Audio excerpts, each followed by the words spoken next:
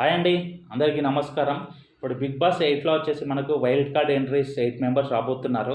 వాళ్ళు ఎవరెవరో ఒకసారి చూద్దాం. ఫస్ట్ మహబూబ్ దిల్షే వచ్చేసి బిగ్ బాస్ 4లో వచ్చాడు. టాప్ 5 వరకు ఉన్నాడు. ఫిజికల్ గేమ్స్ కానీ ఎంటర్టైన్మెంట్ బాగా చేయగలడు. మరి ఈసారి ప్రేక్షకులను ఎంత ఆకట్టుకోగలుగుతాడో ఒకసారి చూద్దాం మనం వచ్చేసి మహబూబ్ దిల్షే. నెక్స్ట్ వచ్చేసి నైని పవన్ వచ్చేసి బిగ్ బాస్ 7లో వచ్చింది. కాకపోతే ఆమె బ్యాడ్ లక్ ఏంటంటే ఫస్ట్ వీకే ఎలిమినేషన్ కావడం జరిగింది. బాగానే ఆడుతుంది. మనకు గేమ్ పరంగా కానీ కొద్దిగా అందరితో కలిసిపోవడం కానీ బాగానే ఉంటుంది. కానీ బిగ్ బాస్ 7లో అయితే ఎక్కువ రోజులు ఉండలేకపోయింది. మరి ఈసారైనా ప్రేక్షకులు ఆమెను ఆదరించి ఎక్కువ రోజులు ఏమైనా ఉంటుందో ఒకసారి చూడవలసిందే.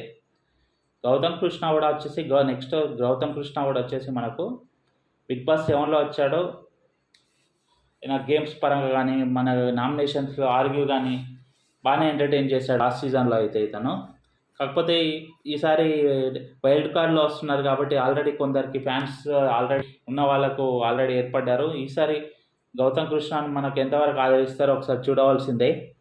హరితేజ వచ్చేసి మనకి బిగ్ బాస్ 1లో వచ్చింది. మంచి జోక్స్ కానీ ఎంటర్టైన్మెంట్ బాగా చేస్తుంది.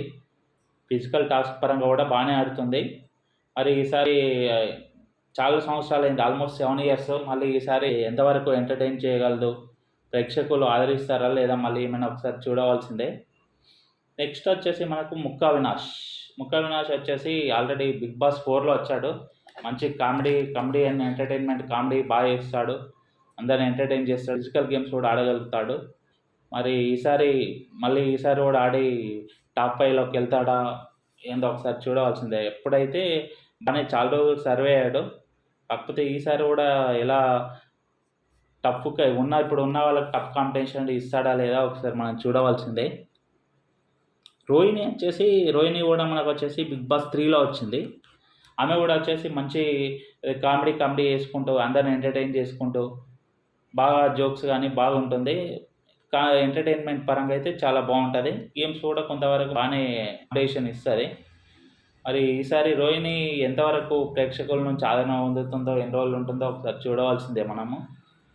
టేస్టీ తేజ కూడా వచ్చేసి మనం బయట ఫుడ్ బ్లాగ్స్ చేస్తూ ఉంటాడు, మనం చూస్తూ ఉంటాం. ఆల్రెడీ బిగ్ బాస్ 7 తర్వాత చాలా బ్లాగ్స్ చేసి యూట్యూబ్లో చూసాము. మరి అప్పుడు కూడా చాలా రోజులు సర్వే అయ్యాడు. మరి ఈసారి టేస్టీ తేజ ఎంతవరకు ప్రేక్షకులను బిగ్ బాస్లో ఎంటర్టైన్ చేసి ఎన్ని రోజులు ఉండగలుగుతాడో ఒకసారి మళ్ళీ టేస్టీ తేజ కూడా చూడవలసిందే. ఎంటర్టైన్మెంట్ పరంగా అయితే బాగుంటుంది. కాకపోతే చూద్దాం ఒకసారి ఎలా ఉంటాడో. నెక్స్ట్ వచ్చేసి మనకు గంగావా వచ్చేసి బిగ్ బాస్ 4th సీజన్లో వచ్చింది.